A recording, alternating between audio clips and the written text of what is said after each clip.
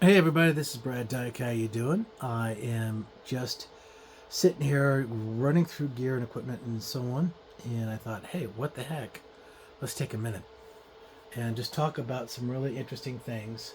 As I'm sitting here installing Mint on a Precision 7910 chassis that I built from scratch using warranty equipment that was on the shelves for years.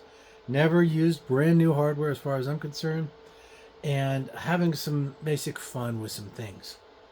Now, as many of you guys know, I have said in the past that I understand limitations because there are true limitations with computer systems. One very obvious one is they're symmetric based. In other words, they do things in serial order: 1, 2, 3, 4, 5, 6, 7, 8, 9, 10. Now, SMP motherboards, symmetric multiprocessing boards, are serial-based boards.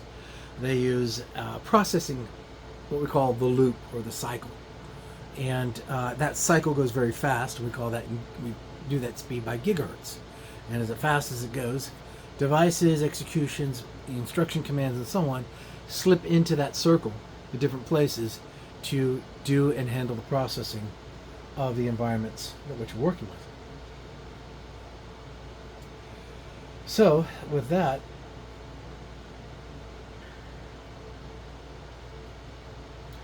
we are working with the environment that we are able to be inside something, work with things in a certain particular way so that we can kind of work with that cycle, right?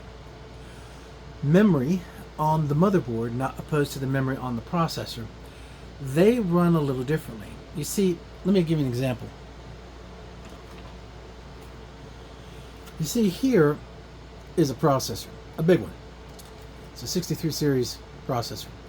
And if you look here in the middle, you have what we call a buffer set. And internally, inside the CPU die, there is memory, L1, L2, and so on. But then you have this, which is RAM, which is on the motherboard bus, which supports the processor.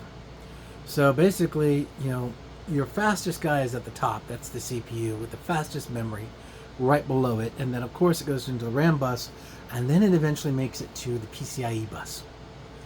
The PCIe bus is your I/O bus. That's your input and your output bus. And then you get yourself, PCIe cards like this. This is a 16X base card. And, this is a 1X version card.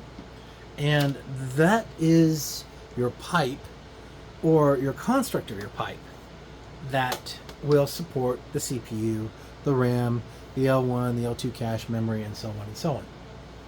So with that being said, the key detail here is you want to set yourself up in such a way so that you will be able to prepare yourself and do certain things in the way you want to do them. Now, what I suggest you do is you understand the truth of PCIe. Version 3 is the most common. Version 4 is also very common. You are only going to get 16X, period. So, what are the things out there that can overburden a PCIe 16X bus? I'm not saying an interface. For instance, if you have a caption guide card, it's got 8 port on it, which is different than a 1X. See that? You got the 4 and you got the 1. And then you've got another type of card that is basically 16X, but it is a video card, but it doesn't truly take the full advantage of 16X. So you can put multiple of these in multiple 16X ports and run them on a system, and they'll perform well.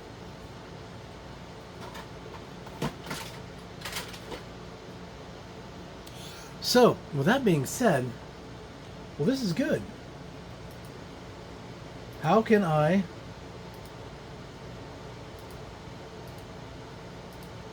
turn this into something that I can use? Well, that's easy. By getting something that truly takes up all the bandwidth in your environment. Now, what do I mean by that? Everything. Well,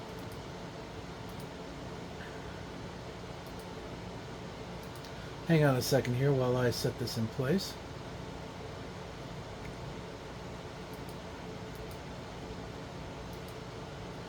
So basically, with PCIe, there is a way to stress out a 16x PCIe port.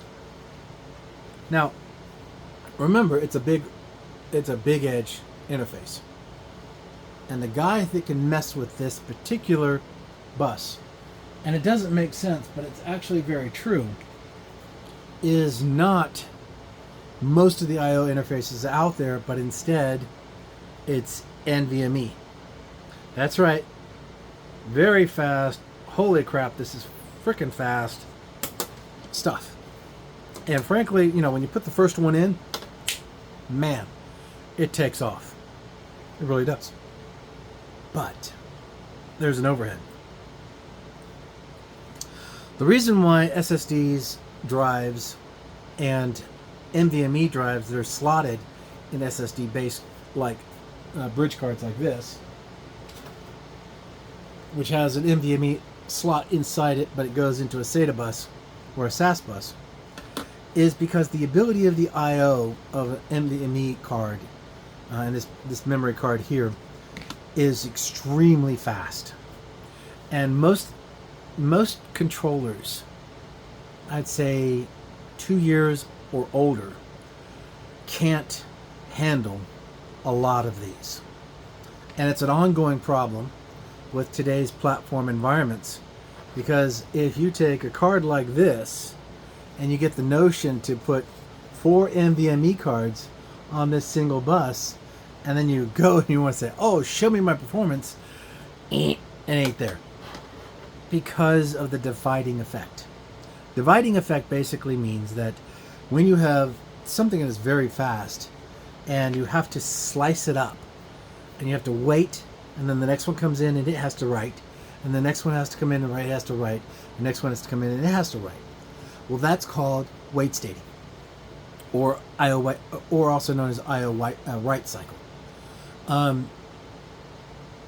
You're still going to get a really nice performance from a card like this, but when you put the money in these units and you realize how much that money was put in and you just don't really truly see it, you kind of get a little upset. And you know what? Frankly, as far as I'm concerned, that's okay, because these cards really are not and never were able to give you 100%, 100%, 100%, 100%. It has the exact same problem that SAS and SATA has. Now, the differences between SATA and SATA is that SATA is serial. It's one pathway. SAS is dual pathway. It can write and read, while one either will write or it will read. So SATA is write or read, while SAS is I'm writing and reading at the same time. SSD cards, because they have no moving parts, have a much faster bandwidth capacity to them, and therefore their IOPS are higher. Remember, IOPS is I/O times space, storage space. And when you get to that capacity and you're expecting the same over and over and over, but you've got a big drive and it should be bleeding fast, really it's not. And that's okay, because there are ways to cheat. It's just that you have to be careful how you do it. What I've learned with some of these cards is they split channel these cards. What they do is they take the first two and they put it on the first 8x. And then they take the second two and they segment cycle 8x on the second set. But if you were to cheat, move this card off of channel 0, which are these two cards, and moved it over here and got away from the initial channel busing and you use the secondary bus for your channel busing, all of a sudden, that's not bad. But you divided your bandwidth by half because you have two. Sorry, you can't get away from that. It's no different than a SAS drive array with 24 hard drives. They have 3 channels. So you have 8 sets, right? And 8 drives per each channel. And there's your dividing factor. That's why we stick to the 8/16 rule when it comes to RAID technologies. As many of you probably started to learn now, the reinventation of RAID being ZFS and software using HBA technologies, but it's all really just truly RAID. It's just an older generation and a newer generation using different terminologies for basically the same functionality. I prefer the hardware environments because they don't depend on the operating environment, so they don't have to worry about compatibility. People love the software versions, and they do things like TrueNAS, which, by the way, you can use TrueNAS with hardware environments, and it works awesome.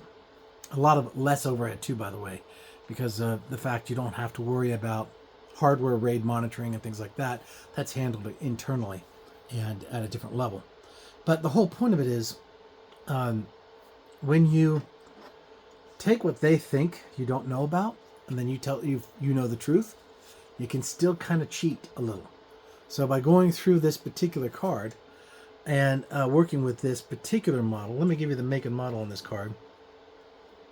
It is the BTI ML2 series, 4-slot NVMe class, and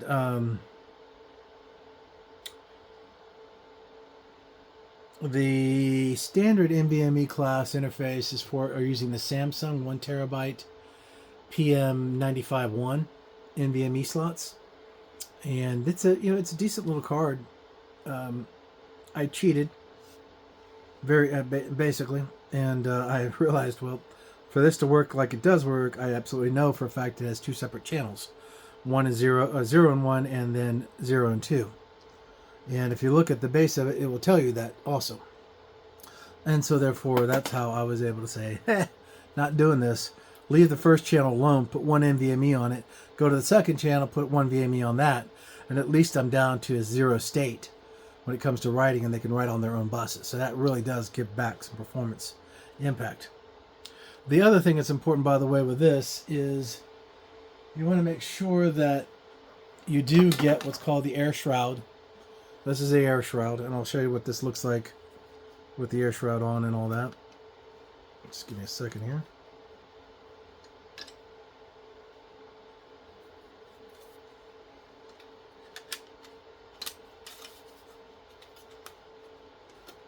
Just takes a second to get it all apart. So this is what it would look like if you look on eBay. It would be a Dell. It's a manufactured Dell part. You can get it at the Dell accessory site. eBay also has it too. So why not, in my book? You know, it's a very simplistic format. You pop the cover release. It opens up. You put your memory in it. But don't just put it in. You know, do it smart. So with that, the opposite of one of my videos where I pretty much beat up NVMe, not because NVMe isn't fast, but SATA is pretty slow. But still, if you can maximize a device by putting in SSDs or NVMe, that's about all you can do with those environments. And you really can't get value from the unit itself to any other unit unless you're on like 10 plus gig bandwidths out there to really take advantage of those kind of performances. But internally, proxmoxing and all that other value, abso-freaking-lutely. Yeah, I mean, it's excellent. I mean, you're talking way overkill, a lot more functionality than even the designers had planned for it. And that, in my book, is by itself really, really, really cool because of one very important detail.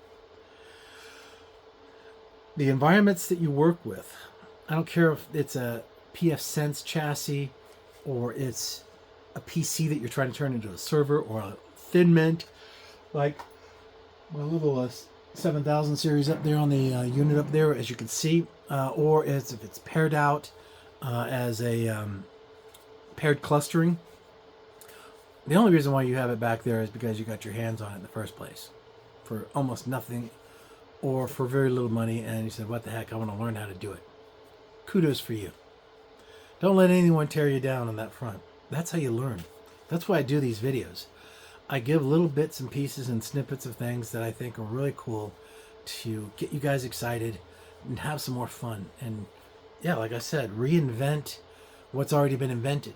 Turn it into something more valuable than it once was, because that means it has more life shelf, and that means it's usable again, opposed to being sent to a landfill or shredded into recyclable metals.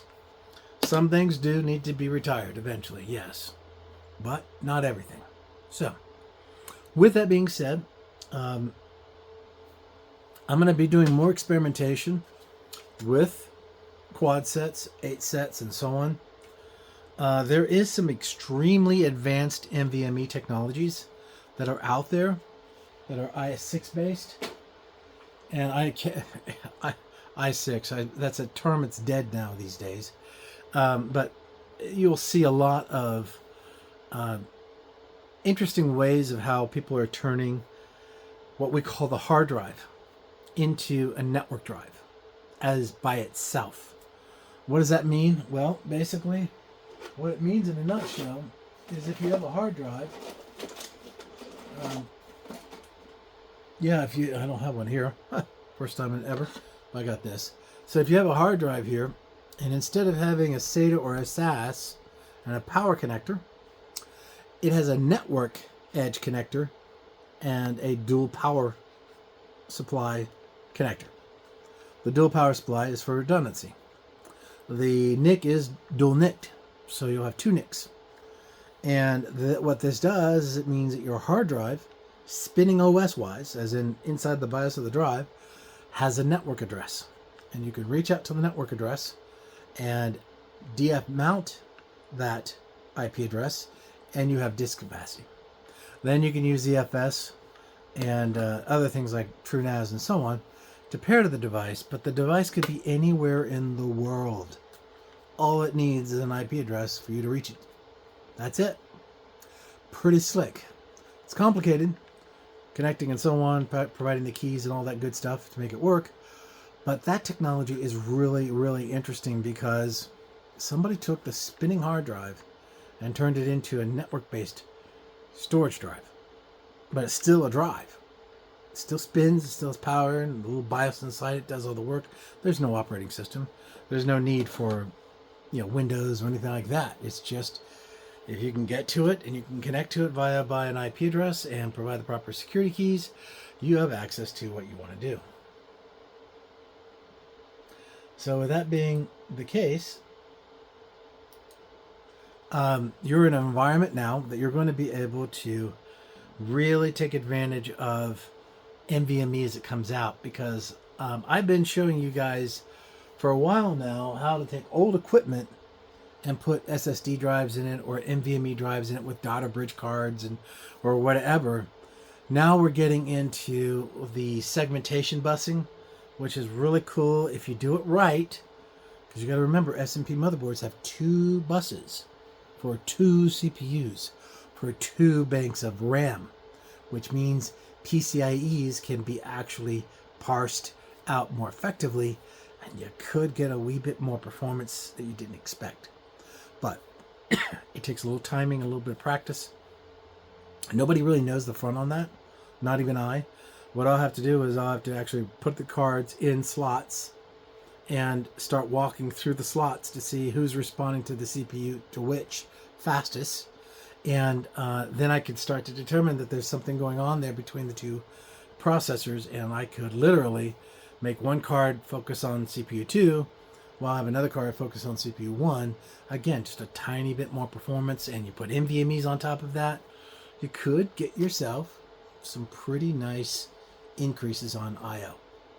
Not IOPS, but I/O. So with that being the case, This is Brad Dyke. I'm going to sign off. God bless. I hope you guys will be okay. Have a great weekend.